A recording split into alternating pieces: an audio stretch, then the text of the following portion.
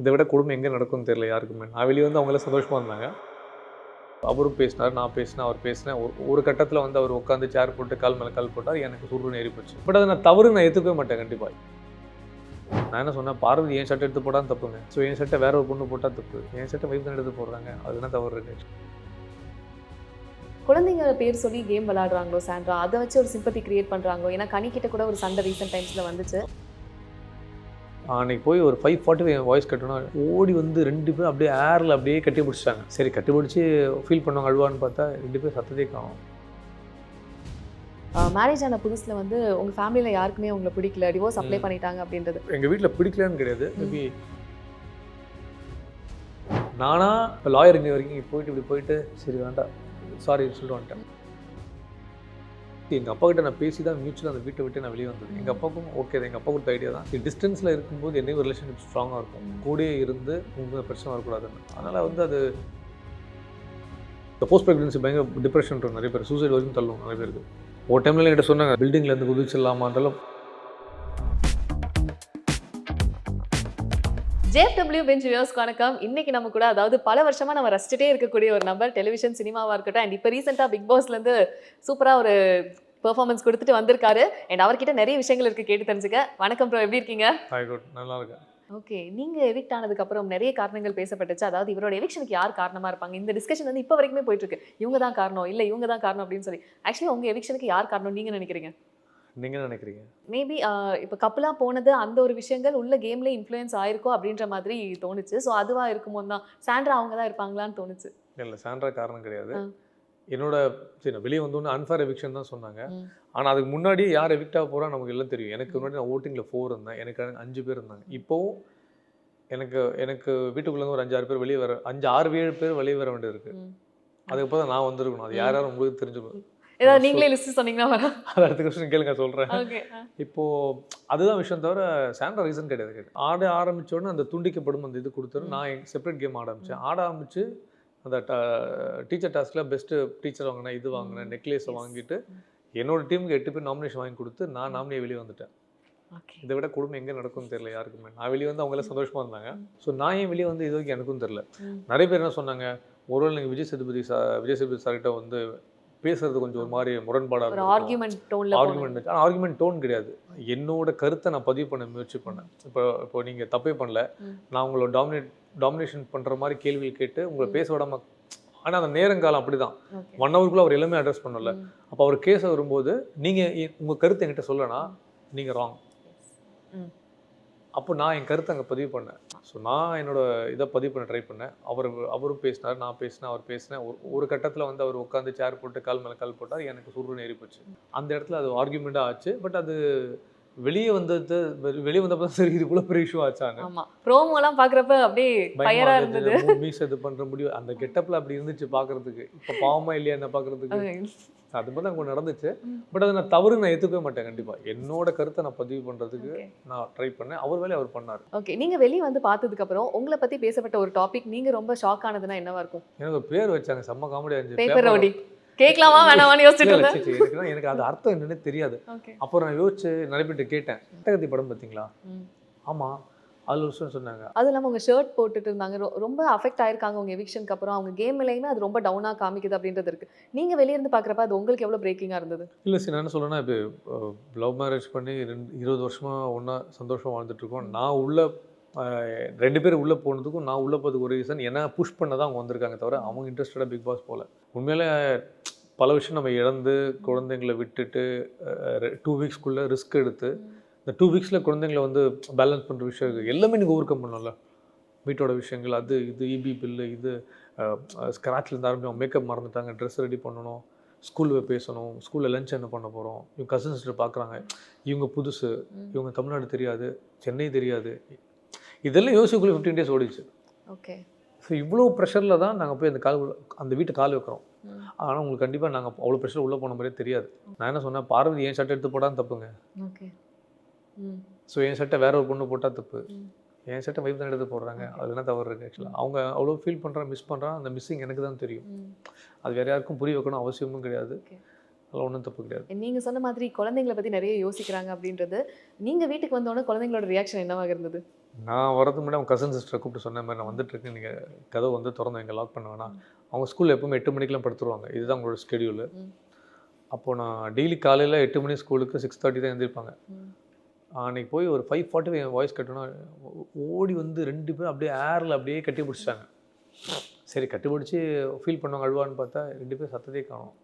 ஆனால் தூங்கிட்டாங்களா எடுத்து பார்த்தா, ஆமாம் என்ன நீ வந்துட்டு அம்மா ஏன் அனுப்பலன்னு கேட்டாங்க. நானாக வந்தேன், அவங்க தான் அனுப்பிச்சி விட்டேன். அப்போ ஒரு ஆள் எனக்கு நல்லா க்ளோஸு, மித்ரான்னு. அவங்க சொன்னாங்க இல்லை அப்பா வந்துட்டோம், அம்மா இருக்கட்டும், அம்மா வரக்கூடாதுமா, அம்மா அங்கேயே இருக்கட்டும், முடிஞ்ச அளவுக்கு ஜெயிச்சுட்டு வரட்டும், நம்ம அப்படியே ப்ரே பண்ணுவோம். இப்போ ஃபேமிலி ரவுண்ட் உள்ளே போகிறது எக்ஸைட்டாக இருக்காங்க. ஆக்சுவலாக நாங்கள் பிக் பாஸ் போகும்போது அந்த லிஃப்ட்டு க்ளோஸ் ஆகும். அவள் க்ளோஸ் ஆகும்போது இவள் அழுதுட்டுருக்கா. ஒரு பாப்பா சொல்கிறா, இல்லைம்மா நீ போயிட்டு வா, நீ பத்திரமா இருக்கு. அம்மா சொல்லும்போது அவன் சொல்ல, நீ கவலைப்பட, நீ அப்பா பார்த்துக்கோ, நான் இவ்வளோ பார்த்துக்கிறேன் அப்படின்னு சொல்லி ஒரு 6 இயர்ஸ் அவங்க கிட்ட இருந்து ஒரு இன்ஸ்பிரேஷன் எடுத்துக்கிற மாதிரி பயங்கரமாக இருந்துச்சு. அப்போ நான் உள்ள சொன்னேன், சரி எப்பவுமே குழந்தைய விட்டு போகும்போது குழந்தை மூலமாக நம்ம பல விஷயம் கற்றுப்போம், கடவுள் மாதிரி சொல்லுவாங்கல்ல. ஆனால் இப்போ இருக்கிற குழந்தைங்களும் செம்ம மெச்சூர். நான் எல்லாம் எதிர்பார்க்கவே இல்லை. இப்போலாம் அவங்க பாட்டு அவங்க போக்கு பார்க்குறாங்க, இண்டிபெண்ட்டாக இருக்காங்க. அது என்னால் நம்பவே முடியல. அண்ட் அவங்க அம்மா கேம் பார்க்குறாங்களா? நான் பிக் பாஸ் அவங்க காட்டுறதில்ல. ஓகே, ஏன் நான் காட்டுறதில்ல? சரி அம்மா பார்க்கறேன்னா ஃபோட்டோ பார்த்துக்க. அண்ட் இன்னொரு விஷயம் அதிகமாக பேசப்பட்டது என்னன்னா, ரொம்ப பொசசிவாக இருக்காங்களோ சாண்ட்ரா அப்படின்றது. தவறுதலாக என்னோட படம் ப்ரிவியூலாம் பார்க்கும்போது நான் ரொமான்ஸ் சீன்லாம் நடிச்சிருக்கும் போது என் பொண்ணை பார்த்து என் பொண்ணு கோவப்படும் இப்படிலாம் சொல்லுவாள். ஆனால் இவளை பார்த்தா நம்ம பெட்டர், நல்லா இருக்கேன், சூப்பராக நல்லா பண்ணேன் அப்படிப்பட்ட ஒரு ஆள். பாவனி நான் தூக்கிட்டு போகிறேன்னு சொல்லும்போது கைத்தட்டி சிரிச்சாள். ஓகே, அது தூக்கிட்டு போன விஷயம். அப்போ இந்த இடத்துல ஒன்றுமே இல்லாத ஒரு விஷயத்தை எப்படி பொசுவாங்கன்ற அது அங்கேயே உடஞ்சிச்சு. நல்ல எக்ஸாம்பிள், நான் எங்கேயுமே சொல்லலை. இது வந்து எங்கேயுமே இது எப்படி பொசசிவ் வாய்ப்பு இல்லை. 20 வருஷத்தில் எவ்வளோ பேட்ட ஃபோட்டோ எடுத்திருப்பேன், நடிச்சிருப்பேன், வெளியே போய் நிறைய பேர் மீட் பண்ணிருக்கேன், அங்கெல்லாம் பொசிவ் ஆனதில்லை. எப்பவுமே யாராவது ஃபோட்டோ எடுத்து அவங்க ஒதுங்கிடுவாங்க சாண்ட்ரா. ஸோ அவ்வளோ இருக்கிற அவங்க பொசிவெல்லாம் அவங்க வாய்ப்பே இல்லை. அந்த கேம்லன்னு நாங்கள் 3 பேர் ஒன்றா தான் இருந்தோம். ஒரே கப்பில் காஃபி குடித்தோன்னா அப்போ அந்த ஃப்ரெண்ட்ஷிப் பாண்ட் எப்படி இதாக இருக்கும். நம்ம சாப்பாடு எடுத்து கொடுப்போம். இப்படி இருக்கிற டைமில் அந்த ஜெயில் டாஸ்கில் வந்து என்னென்னா இவங்க தலைவலி சொல்லிட்டு போனாங்க திவ்யா. அது எனக்கே 2 நாள் கூட தெரிஞ்சு எனக்கு பயங்கர ஷாக்காக இருக்குது. எனக்கு அவங்க மேலே பயங்கர வருத்தம் இருந்துச்சு.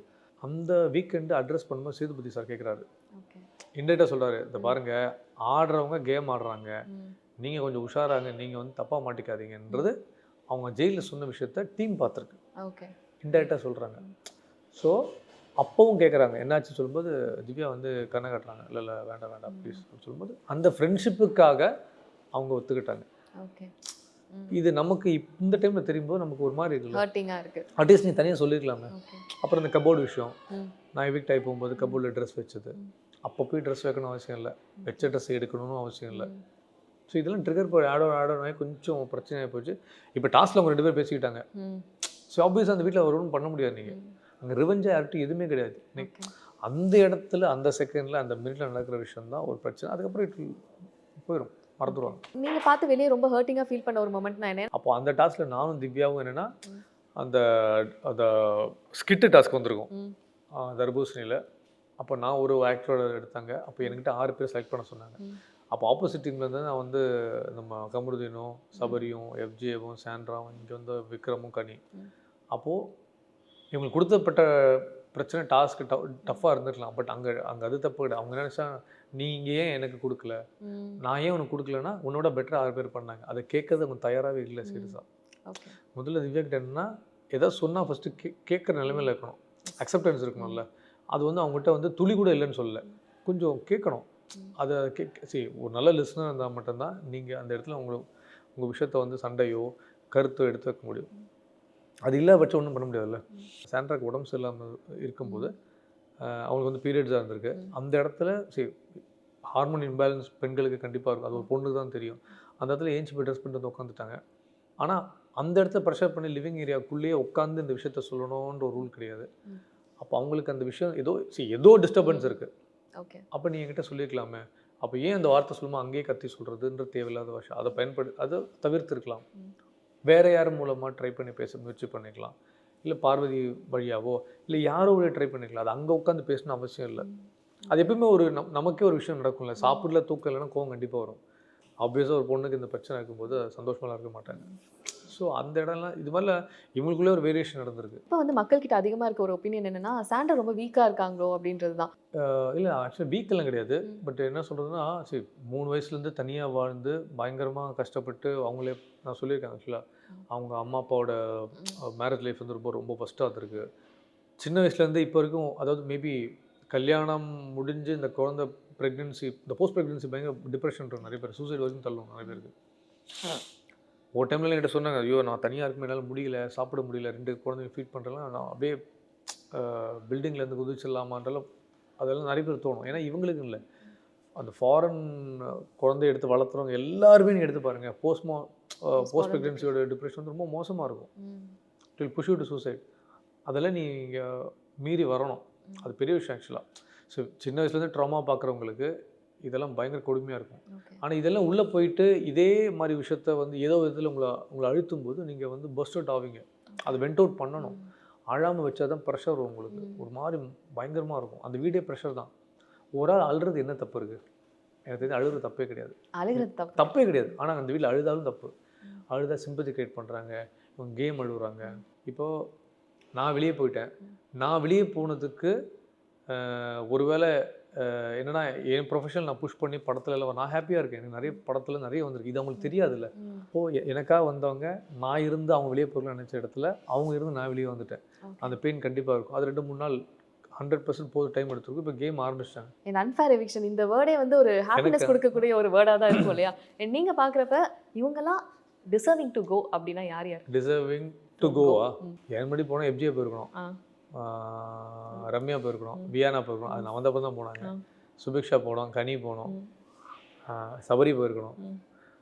எனக்கு தெரிஞ்ச டாப் 5ல இருக்கிற இடத்துல வினோத், விக்ரம், சாண்ட்ரா, திவ்யா சண்டை போடுறதுனால நான் பாரு எந்த லிஸ்ட்லேயுமே வரலையே. அதில் வெயிட் பண்ணேன். நான், பார்வதி, கமருதீன், இந்த 7 பேர். இப்போ இந்த 7 பேரில் கமருதீனை தூக்கிட்டா பார்வதி முடிஞ்சு போச்சு. பார்வதி தூக்கிட்டாலும் கமருதீன் இருப்பான்.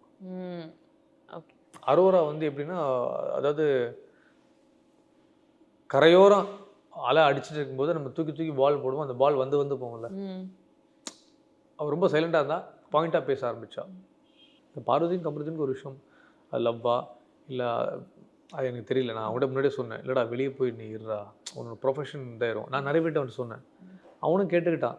பட் தெரியல அவங்களுக்குள்ளே அது என்ன வைப் போயிட்டுருக்கு எனக்கு ஒன்றும் புரியல. எந்த வைப் வந்தாலும் வெளியே வச்சுக்கூடா, உள்ளே வச்சுக்காதுன்னு சொல்லிட்டேன். இப்போ 2 பேரும் பேச்சுவார்த்தை இல்லை எனக்கு தெரிஞ்சு. அப்போ அதை பார்வதி கேம் கொஞ்சம் உட்காந்துச்சு. ஏன்னா ஃபேமிலி ரவுண்ட் வருதுல்ல, பயம் இருக்குல்ல, அம்மா வந்து என்ன பண்ணுவாங்க, திம்புரு சுயா ரெடி மாதிரி மாறுவாங்களா, இல்லை எம்குமரன் பிரகாஷ் ராஜ் சார் மாதிரி இருப்பாங்களா தெரியாது. ஸோ பயம் இருக்கும், கண்டிப்பாக பயம் இருக்குது. பயம் தெரியுது முகத்தில் பார்க்குறப்ப. அவள் அழுகுறா, அவ்வளோ சீக்கிரம் அழுகுறாள் கிடையாது. எஸ், ரொம்ப பிரேக் ஆகிட்டு இருந்தாங்க பார்க்குறப்ப. குழந்தைங்க பேர் சொல்லி கேம் விளையாடுறாங்களோ சாண்ட்ரா, அதை வச்சு ஒரு சிம்பத்தி கிரியேட் பண்ணுறாங்களோ? ஏன்னா கனிக்கிட்ட கூட ஒரு சண்டை ரீசெண்ட் டைம்ஸில் வந்துச்சு. ஆமாம், நான் கேள்விப்பட்டேன். இல்லை, குழந்தைங்களை பற்றி இது வரைக்கும் நான் இருக்க வரைக்கும் எதுவும் பேசலை. நான் போன அப்புறம் பேசலை. நான் வந்து 2 வீக்ஸ் மேலே ஆச்சு. அது அது முன்னாடி என்ன நடந்திருக்கு எனக்கு தெரியாது, இதனால வந்துச்சு. ஆனால் 2 பேர் ப்ராமிஸ் இதை போட்டுக்கிட்டாங்க. கனியும் ப்ராமிஸ் போட்டாங்க. இது எப்படி அட்ரஸ் பண்ண போகிறேன் எனக்கு தெரியாது. இது அவ்வளோ பெரிய விஷயமும் எனக்கு தெரியல. குழந்தைங்களுக்காக போய் கேம் ஆட அவசியம் இல்லை, எனக்காக தான் கேம் ஆட வந்தாங்க. இன்னொரு விஷயமே சாண்ட்ரா அவங்க பேசியிருந்தாங்க, அதாவது மேரேஜ் ஆன புதுசில் வந்து உங்கள் ஃபேமிலியில் யாருக்குமே உங்களை பிடிக்கல, டிவோர்ஸ் வரைக்கும் போயிட்டாங்க, டிவோர்ஸ் அப்ளை பண்ணிட்டாங்க அப்படின்றது. எங்கள் வீட்டில் பிடிக்கலன்னு கிடையாது, மேபி அதோட தப்பு வந்து எனக்கு அப்போ மெச்சூரிட்டியும் இல்லை. நான் அம்மாவோட ரொம்ப செல்லமான பையன். அது எல்லா அம்மாக்களுக்கும் பசங்க அப்படி தான் இருப்பாங்க, பொண்ணுக்கு அப்பா ஹீரோவாக இருப்பாங்க. கல்யாண புதுசில் அது என்னமோ ஒரு விஷயம், நான் வீட்டுக்கு போக முடியல, அவங்களும் வீட்டுக்கு வருவாங்க. எங்கள் அப்பாவுக்கும் அம்மாவுக்கும் இவங்களுக்கு பிடிச்சிருந்துச்சு. இது எப்பவும் மாமியார் மருமகள் சின்ன மிஸ் அண்டர்ஸ்டாண்டிங், இவங்களை எல்லாம் சேர்க்க முயற்சி பண்ணேன். உடனே ஃபெடப் ஆகிட்டேன், என்னடா இது, சரி நீங்களா சேர்ந்து முடிஞ்சா எனக்கு வேறு வேலை இல்லை, நான் போய் வேலையை பார்த்துக்கிறேன். அப்போ சேர்ந்துட்டாங்க ஒன்றா. அப்போ நம்ம முயற்சி எடுக்குது தப்பாச்சு, முயற்சி திருவினையாகும்னு சொல்லுவாங்களா, எனக்கெல்லாம் ஃபெயிலியர் தான் ஆச்சு. அவங்க 2 பேரும் சேர்க்க அவங்களே விட்டுப்பாங்க. சத்தியமாக அதான் நடந்திருக்கும் பேசாமல் இருந்தால். அதனால் வந்து போகக்கூடாது. சரி, எங்கள் அப்பா கிட்ட நான் பேசி தான் மியூச்சுவலாக அந்த வீட்டை விட்டு நான் வெளியே வந்தது. எங்கள் அப்பாவுக்கும் ஓகே தான், எங்கள் அப்பா கொடுத்த ஐடியா தான். சரி, டிஸ்டன்ஸில் இருக்கும்போது என்னையும் ரிலேஷன்ஷிப் ஸ்ட்ராங்காக இருக்கும், கூடயே இருந்து உங்களுக்கு பிரச்சனை வரக்கூடாதுன்னு. அதனால் வந்து அது நான் தப்பால் எடுத்துக்க மாட்டேன். சத்தியமாக பேசிக்கிறாங்க. கல்யாணத்தோட ப்ரெஷர் அப்போ ஒன்றுமே புரியாதுல்ல. வீட்டிலேருந்து போனோம், இது பண்ணோம், அது பண்ணோம், நான் இப்போ எங்களுக்கு எப்படி சேர்க்கணும்னு தெரியல, ஏன்னா எங்கள் அப்பா அவங்க புரிஞ்சுக்க மாட்டாங்க, இவளும் புரிஞ்சுக்க மாட்டேறா. ஆனால் இவங்க தப்பே கிடையாது, சுத்தமாக ஒரு இன்ச்சு கூட தப்பு கிடையாது. நானாக இப்போ லாயர் இங்கே வரைக்கும் போயிட்டு இப்படி போயிட்டு சரி வேண்டாம் சாரி சொல்லிட்டு வந்துட்டேன். அது அறியாமை நடந்த விஷயம் தான். ஓகே. அதை நான் இன்னும் வருத்தப்படுறேன். ஏன் அந்த ஸ்டெப் எடுத்துருக்கணும். நல்ல வேளை அது பெரிய ஸ்டெப்பாக மாறல. எடுத்து என் வாழ்க்கையோட பெரிய பெரிய தப்பான டிசிஷனாக இருக்கும் சத்தியமாக. ஓகே. கோவத்தில் எடுக்கிற விஷயம் தான் என்றைக்குமே இந்த டிவோர்ஸ் எல்லாமே. உட்காந்து பேசினா தீரக்கூட விஷயம். ஏன்னா நமக்கு இப்போ அக்கௌண்ட்ல காசு இருக்கிறத பார்த்தாலும் ஒருவேளை ஜீரோ ஆயிட்டா என்ன பண்ணுவோம், அந்த ஒரு பேனிக் இருந்துகிட்டே இருக்கும். அந்த சிச்சுவேஷன் எப்படி ஹேண்டில் பண்ணுவீங்க ஈஸ்வர்? எப்பவுமே ஜீரோ இருக்குமா பிரச்சனை இல்லை. ஆனால் நான் அதெல்லாம் யோசிக்க மாட்டேன். படம் பண்ணும்போது நமக்கு ஒரு இடத்துல சேலரி கொடுப்பாங்க. நான் ஒரு படம் பண்ணும்போதெல்லாம் ஒரு 7 வருஷம் ஒரு படம் பண்ணேன். அந்த படத்துக்குள்ள என்னோட சேலரி வந்து கிட்டத்தட்ட ரொம்ப 2009ல் 7 வருஷம். அந்த படம் பம்பரான படம். பழைய வண்ணார படம். ஆனால் சேலரி வந்து 1.5 லட்ச ரூபா. அப்போ 1.5 லட்ச ரூபா எனக்கு 7 வருஷம் கொடுத்தாங்க. இந்த 1.5 லட்சம் 7 வருஷம் எப்படி கொடுத்துருப்பாங்க யோசிச்சு பாருங்க. அப்போ நான் ஒரு காரை தூக்கி அசிஸ்டன்ட் ரைட்டர்ஸ் எல்லாம் தூக்கிட்டு என்னோட ப்ரொடியூசருக்கு வந்து பெட்ரோல் பம்ப் வச்சுருந்தார். நல்ல மனுஷன், யாரும் தவறுதில்லை. அந்த சிச்சுவேஷனுக்கு எஸ், நீங்க சொன்ன மாதிரி இப்போ வந்து கொஞ்சம் பேலன்ஸ் சொல்கிறேன். பேலன்ஸ் ஒரு பெரிய விஷயம் இல்லை. பேலன்ஸ் லைஃப் பேலன்ஸ் ஆனால் மைனஸ்லேருந்து போயிருக்கு எனக்கெல்லாம். அதனால் அதை பற்றி கவலைப்படுறதில்லை. அண்ட் இப்போ வந்து கடன் அப்படின்ற ஒரு விஷயம் இருக்கும் இல்லையா? கடன் இருக்கப்ப ஒரு நமக்கு உச்சக்கட்ட ஒரு ப்ரெஷர் இருக்கும். ஆனால் அந்த ஃபர்ஸ்ட் கடன் எல்லாம் அடைச்சு முடிக்கிறப்ப ஒரு திருப்தி இருக்கும். அது வந்து அப்பாடா அப்படின்ற மாதிரி அந்த மாதிரி இந்த மொமெண்ட்ஸ். அண்ட் இப்பயுமே அதுக்காக நீங்கள் ட்ரை பண்ணிட்டு இருக்கீங்களா? ஸ்டில் இந்த மாதிரி நமக்கு விஷயங்கள் இருக்குது அதை பேலன்ஸ் பண்ணுறதுக்காக? கடன் இருக்குது கண்டிப்பாக. கடன்லாம் இல்லாமல் கிடையாது. அப்போ கடனுக்காக தான் பிக் பாஸ் வந்தீங்களாம் கேட்டிங்கன்னா அது ரீசன் கிடையாது. சரி, எப்படி தான் அந்த கடன் வந்து ஒரு வாட்டியும் கடன் வாங்க ஆரம்பிச்சிங்கன்னா அதை சசிகுமார் சார் சொல்லுவார், என்ன வேணால் பண்ணுங்க, கடன் மட்டும் வாங்கிடாதீங்க ரொம்ப. ஏன்னா அவர் பர்சனலாக அவர் வந்து கோத்ரூ பண்ணிக்காரு. நம்ம ஒரு சுச்சுவேஷனில் வெல் டு டூவாக இருந்தால் ஓகே. அப்போது டெலிவிஷன் விட்டு நீங்கள் படத்துக்கு வரும்போது ஒரு விஷயத்தை நீங்கள் இழக்கணும். இழந்தால் தான் வாழ்க்கையில் ஒரு விஷயம் கிடைக்கும். ஸோ கம்ப்ளீட்டாக டெலிவிஷனில் மாதம் 5 லட்ச ரூபா கிடச்சிட்டு சந்தோஷமாக நான் ராஜா அப்படின்ற ரிங்டோனு அதில் வாழ்ந்துட்டு இருப்பீங்க. அந்த கம்ஃபர்ட் ஜோனை விட்டு நீங்கள் வெளியே வரணும்னா நீங்கள் ரொம்ப இஎம்ஐ இருக்கும், கார் இருக்கும், அந்த ஜோனில் நீங்கள் இறங்க முடியாது. பல இடத்துல எனக்கு நோ சொல்ல தெரியாது, அவாய்ட் பண்ண தெரியாது. இப்போ பெரிய மைனஸ் எனக்கு. இப்போ எனக்கு தெரிஞ்சவங்களாம் படம் பண்ணுவாங்க, கேட்பாங்க நீங்கள் கொடுங்க சொல்லுங்கள். கொடுங்க சொன்னால் கொடுக்க மாட்டாங்க. ஸோ நிறைய பேர் உங்களை கிராண்டட் எடுத்துப்பாங்க. நீங்கள் என்ன உழைக்கிறீங்களோ அதுக்கு ஊதியம் உங்களுக்கு கிடைக்கணும். அந்த பேஸுக்கு ரெஸ்பெக்ட் பண்ணணும், செல்ஃப் ரெஸ்பெக்ட் பண்ணணும். நான் ஃப்ரேமில் இருக்கணும், எப்போவுமே ஃப்ரேமில் தரணும், நல்லா நடிக்கணுன்ற பேர் தான் யோசிச்சேன். அந்த பேரை வச்சு நீங்கள் ஒரு பைசாக்கு பிரயோஜனம் இல்லை ஃபேமிலி கம்பேர் பண்ணால். இது எல்லாமே நான் கற்றுக்கிட்டேன். நீங்கள் ரொம்ப கஷ்டப்பட்டு சொன்ன ஒரு நோ, ஃபஸ்ட்டு நோ, ஐயோ நோ சொல்ல முடியல, பட் ஆனால் நம்ம சொன்ன நோ வந்து சாண்ட்ராக்கு நோ சொன்னது தான். ஓகே. ஃபஸ்ட்டு வருஷம் நடிச்சிட்டு இருக்கும்போது லவ் பண்ணுறேன்னு சொல்ல கல்யாணம் பண்ணேன். அதெல்லாம் பண்ண முடியாதுங்க. தெரியாத பொண்ணு பார்க்க எப்படியும் கல்யாணம் பண்ணுறேன், நீ யாருன்னே கூட தெரியாது எப்படி, அதெல்லாம் பண்ண முடியாது. படப்படன்னு ஃபோன் பண்ணி வச்சுட்டேன். அப்போ அவங்க சொல்லும்போது சொன்னாங்க, நான் ஈவினிங் ஆங்கர் 5 மணிக்கு பார்ப்பேன். சரிம்மா வேமா வச்சுட்டேன். ஏதோ பொண்ணு ஃபோன் பண்ணாங்களா 5 மணிக்கு, சரி டிவி ஆன் பண்ணேன். அடாப்பா இந்த பொண்ணுக்கிட்ட தான் நம்ம தெரியாமல் சொல்லிட்டாமா, இப்போ எப்படி திருப்பி எப்படி கனெக்ட் பண்ணுறது? எஸ் சொல்லலை, எப்படி அப்ரோச் பண்ணுறது, எப்படி ஹர்ட் பண்ண தப்பாயிடுச்சே. அப்போ இந்த டிவி பையன் அம்மா சொல்கிறான், இப்படி ஏதாவது ஒரு பொண்ணை கல்யாணம் பண்ணலாம் சொல்லி காட்டுறதுக்கும் இவன் ப்ரோக்ராம் வர்றதுக்கும் சிங்க் ஆகிடுச்சு. Okay, universe is saying something. ஏதோ யூனிவர்ஸ் அப்பயே சொல்லிட்டாங்க, தண்ணி தெளிச்சிட்டாங்க, அதில் 2 ட்ராப் அங்கே பட்டுச்சு. ஓகே ஃபைன் சொல்லிவிட்டு அப்போ பேச ஆரம்பிச்சேன். சாரிங்க நான் டப்பிங்கில் நிஜமாக டப்பிங்கில் இருந்தேன். அப்போ பிறந்த தப்பு எடுத்துக்காதீங்கன்னு அப்போ அவள் நினச்சிருப்பா, எவ்வளோ கேவலமாக யோசிச்சிருப்பா என்னை பற்றி. நோ சொல்லிவிட்டு அதுதான் என்னோட ஃபஸ்ட் நோவாக இருந்திருக்கு. ஓகே. அதுக்கப்புறம் என் வாழ்க்கையில் நான் நோ சொன்னதே கிடையாது. நான் சொன்னேன் எதுக்குமே நோ சொன்னதில்லை. யாராவது கூப்பிட்டு படம் ஓகேவா, yes yes yes yes yes yes.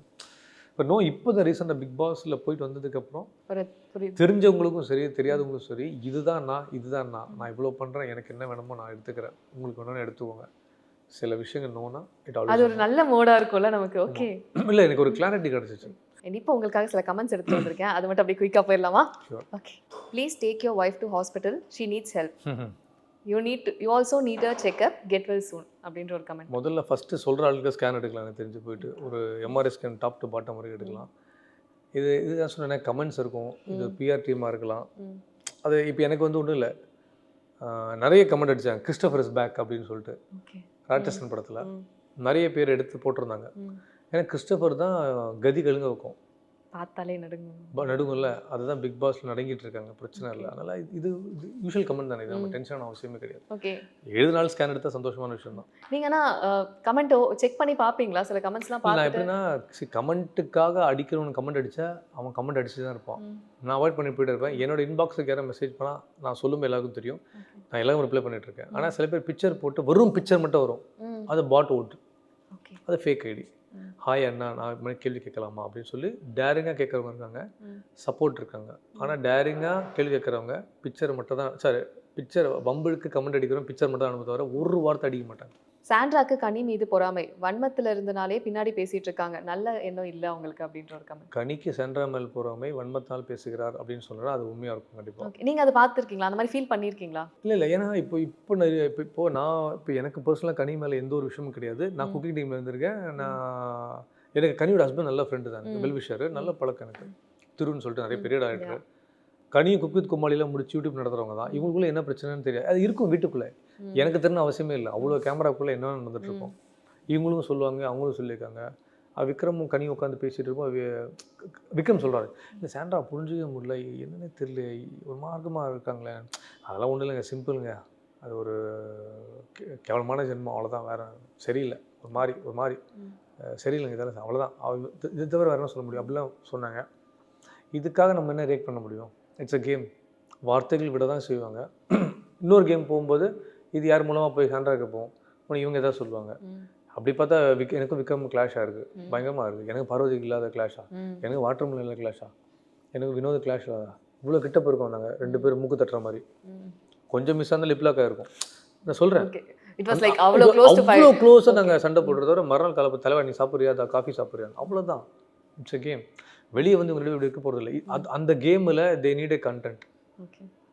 இப்போ பார்வதி வந்து கமருதீன் கூட பேசுகிறாங்க, பழக லவ் பண்ணுறாங்கன்னு சொல்லும்போது நீங்கள் பார்க்க சந்தோஷமாக இருக்கீங்க.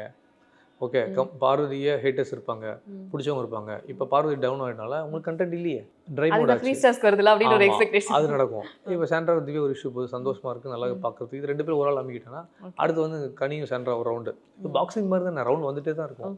இந்த சுவாரஸ்யமாக இந்த கேம் போனால் அங்கே அந்த வீடு ஒரு விஷயம் நடத்தும். 106 நாள் முடிஞ்சிச்சா, அதோட அனைத்தும் முடிஞ்சு போச்சு. எல்லாம் தி பெஸ்ட் ஃப்ரெண்டாக இருப்பாங்க எல்லாருமே, எனக்கு தெரிஞ்சு. வெளியே வந்து அந்த ஒரு பாண்ட் கண்டினியூ ஆகும், கண்டிப்பாக இருக்கும். ஓகே, 100%. விஜய் சேதுபதி அவங்க கூட சண்டை போட்டுட்டு நல்ல நேமோட வெளியே வந்தது நீங்கள் தான். தெரியல அது சண்டையா அப்படின்ற ஒரு கேள்வி இருக்கு உங்ககிட்ட. இல்லை, அதான் சொன்னேன். அது அது பார்க்கணும். நிறைய பேர் என்ன சொன்னாங்க, இல்லை அவர் யாரும் பேச விட மாட்டாருன்னு சொல்கிறார். அது நியாயம் இல்லை. ஏன்னா பேச விட மாட்டது கிடையாது, எனக்கு அந்த ப்ரெஷர் தெரியும். அவராக பண்ணுறது இல்லை. ஒரு மணி நேரத்தில் கிட்டத்தட்ட ஒரு 55-60 கேள்வி கேட்குறோன்னா ஒருத்தருக்கு 1 நிமிஷம் 2 நிமிஷம் மேலே பேச விட முடியாது. ஆனால் நீங்கள் ஆர்குமெண்ட்டாக போகும்போது நம்மளும் தப்பு இல்லைன்னு நான் ப்ரூவ் பண்ண போனேன். உங்களுக்கும் அந்த ப்ரெஷர் இருக்குது. ஆமாம், இது நான் பண்ணணும். நான் சரி சார், ஓகே சார், நீங்கள் பேசாதீங்க, ஓகே சார் அப்படி சொல்லிட்டேன்னா அவரு கரெக்டுன்ற தாண்டி நான் தப்பாயிரும் அந்த இடத்துல. நான் தப்பாக விருப்பப்படலை, நான் கெட்ட பேர் போகக்கூடாது. இப்போ நீங்கள் சொன்ன நல்ல பேரோட வந்திருக்கேன்னு சொல்லும்போது அது எனக்கு ரொம்ப நல்லதாக இருக்குது. நான் எதிர்த்து பேசுகிறேன்னு சொல்ல வரல, என்னோட கருத்தை நான் பதிவு பண்ணிவிட்டேன். அதுக்கு நான் யாரும் பயப்பட அவசியமே இல்லை. இது கமல் சாராக இருந்தாலும் யாரும் சொன்னேன், அவர் ஃப்ரெண்டு ஆனால் பேசிட்டேன், கமல் சார் தான் பேசுவேன். கமல் சார் இல்லை, சல்மான் கானாக இருந்தாலும் நான் பேசுவேன். ஏன்னா என்னோட விஷயத்த நான் சொல்லணும். அதுக்கு கமல் சாருன்னு கிடையாது, விஜய் சேதுபதி சாருன்னு கிடையாது. நான் ஒரு கண்டஸ்டன்ட், என்ன யாரும் தப்பு சொல்லக்கூடாது. ஓகே, ஒரு இடத்துல அவங்க தப்பாக இருக்கலாம், நான் கரெக்டாக இருப்பேன். நான் தப்பாக இருக்கலாம், கரெக்டாக இருப்பாது. நான் தப்பாகவே இருக்கக்கூடாது. It's a learning thing. ஆமாம், கண்டிப்பாக. தான் பேசியது உண்மை என்று நிரூபிக்க அப்பாவி குழந்தைகள் மீது சத்தியம் செய்வது போல் பேசுவதை தவிர்க்கலாம் சாண்ட்ரா. கனியும் தவிர்க்கலாம். அது அவங்களுக்குள்ள என்ன நடந்திருக்கு எனக்கு தெரியாது. நான் அந்த எபிசோட் இப்போ 2 நாளாக பார்க்கல. சரி, இதை நான் சொல்கிறேன். இப்படி ஒரு விஷயம் கமெண்ட் வரும்போது அப்படி பார்க்கும்போது இப்போது ஜெயில் டாஸ்கில் போகும்போது திவ்யா வந்து ஒரு விஷயம் சொன்னாங்க, அது அப்பட்டமாக பொய்யா இருந்திருக்கு, கம்ப்ளீட்டாக மறைச்சிருக்காங்க. சேது சார்ட்டையும் மறைச்சிருக்கு, அங்கே அட்ரஸ் பண்ண வேணாம்னு சொல்கிறேன். அப்போது ஃப்ரெண்ட்ஷிப்பாக உனக்கு கூட வந்து நீ பேக் பைட் பண்ணியிருக்க. அப்போ நீ அண்ணனாக தெரிஞ்சு நான் உன் சிஸ்டராக பார்த்துருக்கும் என்கிட்டே நீ சொல்லலை. ஓகே, என்னை வெளியே வந்து தெரிஞ்சுக்கிட்டது தான். அப்போ நான் அது மேலே கோவப்படலாமான்னு திவ்யா ரிவெஞ்ச் எடுக்கணும் அப்போல்லாம் கிடையாது. It's a game. நீ வந்து ஜென்யூனாக இருந்திருக்கணும், ஆனால் நீ இல்லை. இதுக்கப்புறம் நான் ஜென்யூனாக நடந்துப்பேன்னு சொன்னால் எனக்கு அதை ஏற்றுக்க முடியாதுல்ல. ஒரு வாட்டி ஒருத்தர் ஃபேக்காக இருந்துட்டாலே அவங்க மேலே கடைசி வரைக்கும் அந்த மூமெண்ட் இருந்துகிட்டே தான் இருக்கும்.